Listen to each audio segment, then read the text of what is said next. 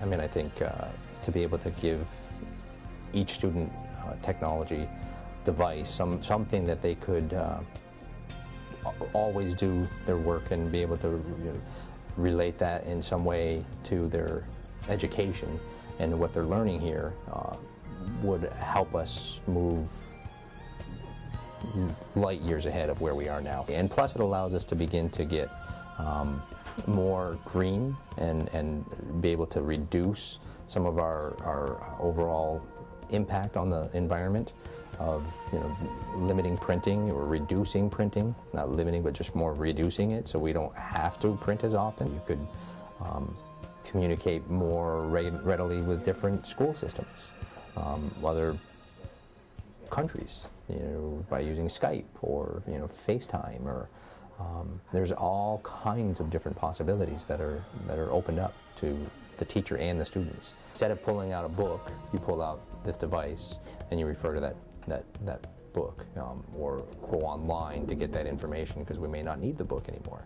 Instead of having to get up and go to a lab, you can just take that device and use it. Instead of, so you'll actually have more time for education. Just managing their schedule, just managing their assignments, just making sure that they have the homework that they were given out, that they turned in the homework that they had already done, that they knew when the next test was, that they knew when the big project was due. There are online course management systems like Moodle and Fusion, to some extent. Those are two that are pretty familiar to South Burlington students that can really facilitate those kind of processes and actually provide instruction over different kinds of internet-enabled technologies. We can use technology to actually create more one-to-one relationships between teachers and students. So what are we going to do with it now? What are we going to do with all this access to technology, and how can we use it to help us work together and solve problems that need to be solved? So, I mean, it's going to be a pretty fun ride for sure. As I see it, I think two of the trends I'm concerned about, one of them has to do with everybody feeling like they have to be connected 24/7.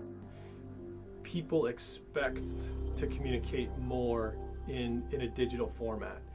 And I think that heightened expectation has, on the negative side, generated more stress. Because we can access our email at home, because we can work from home, because we can have our boss call us at home or whatever, it's created, I think, heightened expectations to work more, to do more, and I don't think that's always positive. It's the continuously on-call sensibility.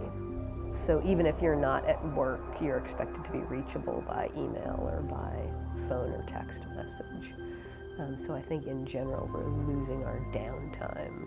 I personally think the expectations we have around that constant contact are not sustainable for a healthy person. Mantra is you must be connected and be able to be reached.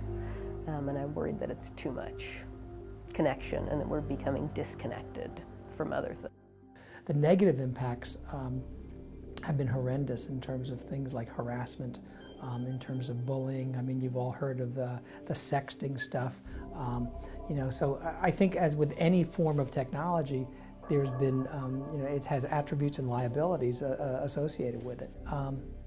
The anonymity that people have via communication through technology has caused some people to sometimes say things by way of technology that they wouldn't say otherwise. People use portable communication devices.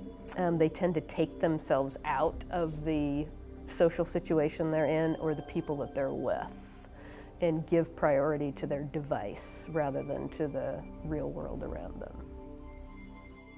I think that one of the biggest challenges we have in terms of technology in general is that it is, as a society, is its ability to be a distraction. I think one of the big consequences may be increasingly people aren't connected to the natural world because we're living our lives in front of screens. whether that's a computer screen or laptop or TV or handheld communication device. And so people aren't slowing down and going outside and taking a walk. We increase our anxiety and we just diminish our ability to learn things if we're always online. The human brain needs to rest and to get away from being texting and online all the time. So I think that in terms of our health, it's important to set limits for ourselves and for parents to set limits about media use, and to have times in which we can walk in the woods or go cross-country skiing and not bring our devices. People are starting to rely more and more on technology than on their own human judgment. At minimum, we need to make sure that we turn off the technology for at least a few hours a day and carve out some times for just face-to-face interaction.